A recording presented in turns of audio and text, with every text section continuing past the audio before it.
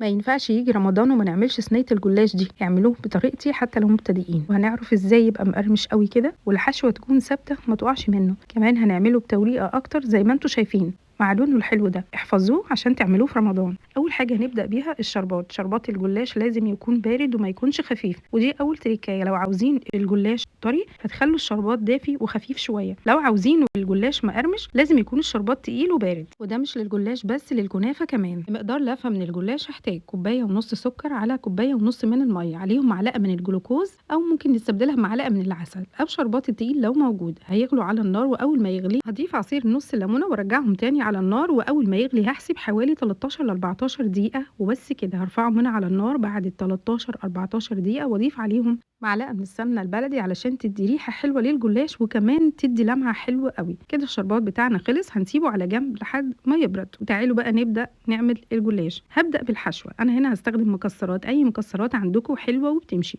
ده شويه سوداني مجروشين مكسر يعني على زبيب وجوز الهند، اي مكسرات عندكم حلوه. بعد ما ضفتها حسيت ان هي محتاجه شويه سوداني تاني ضفت. وبعد كده كان عندنا بقى المشمشيه، حاجات رمضان الجميله دي تقدروا تضيفوها، قرص يا مشمشيه، المهم تقطعوها بالشكل كده وتضيفوها. وتعالى اقول لكم بقى على سر تماسك الحشوه وما تقعش مننا واحنا بناكلها بعد ما نسويها. لمقدار الحشوه دي هضيف معلقتين كبار من السكر. السكر هنا يا جماعه هيبقى عامل الربط اللي بيربط المكسرات، وعمرها ما تتفتت مننا ولا تفك واحنا بناكلها. ونقدر نستبدل السكر هنا بشربات حلويات تقيل او عسل ابيض. دي لفه جلاش زي ما انتوا شايفين كده. طبعا يفضل تكون فريش، او لو من الفريزر نسيبها تفك براحتها تماما علشان ما تتقطعش. اول ما فردتها كده اغطيها بفوطه ونركنها على جنب. وبعد كده هنبدا نشوف الخطوه اللي بعدها. من نص كوبايه لكوبايه الا ربع من السمنه متسيحه طبعا. وبعد كده هجيب صينيه ما تكونش ليها حروف عاليه ولا حاجه، مش هحتاج انا الحروف العاليه. هدهن الصينيه كويس قوي الارضيه بالسمنه وابدا ارص الورقات. طب علشان يبقى مورق عندي هم ورقتين بالظبط لكل طبقه، وادهن ما بينهم الزبده او السمنه البلدي بالشكل ده. واهتم قوي بالاطراف علشان دي اللي هتعمل تماسك لصينيه الجلاش بعد ما اقطعها.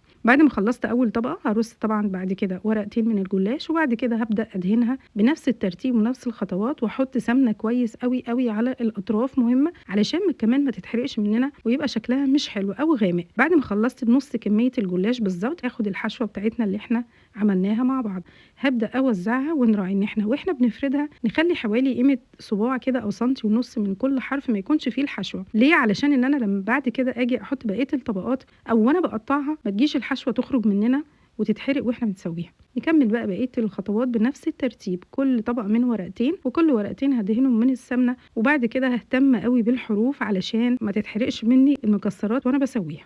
تعالى اقول لكم على التريكات بقى الحلوه قوي اللي هتفرق في التسويه، تخلي الجلاش واحنا بناكله بعد ما يستوي عامل زي الملفيه كده، طبقات وقرمشه اكتر، وبتبقى كمان لونه حلو جدا. خلصوا طبقات كلها اي سكينه بالحرف كده بتاعها وهنزل اي حروف. اول تريك بقى تانية هنا، انا هغطي البلاستيك كده او باي اكياس تلاجة، هغطي صينيه الجلاش واسيبها 10 دقايق قبل ما اقطعها في التلاجة. هتفرق قوي وتديني تماسك واتحكم فيها زي ما انا عاوزه اقطعها من غير بقى حشوه ما تخرج ما بين القطع دي وانا بقطعها. خلاص انا قطعتها وجهزتها، اغطيها تاني وارجعها 10 دقايق قبل التسويه. في الوقت ده نكون مسخنين الفرن 180 رف اوسط. دي هتفرق قوي معاكم يا جماعه، وتعالوا نحطها في الفرن هتفرق في التسويه. اول ما تخرج من الفرن بالجمال ده والريحه دي الشربات يكون بارد، وحطوا بقى الشربات زي ما انتم شايفين واحكوا لي عن اللمعه.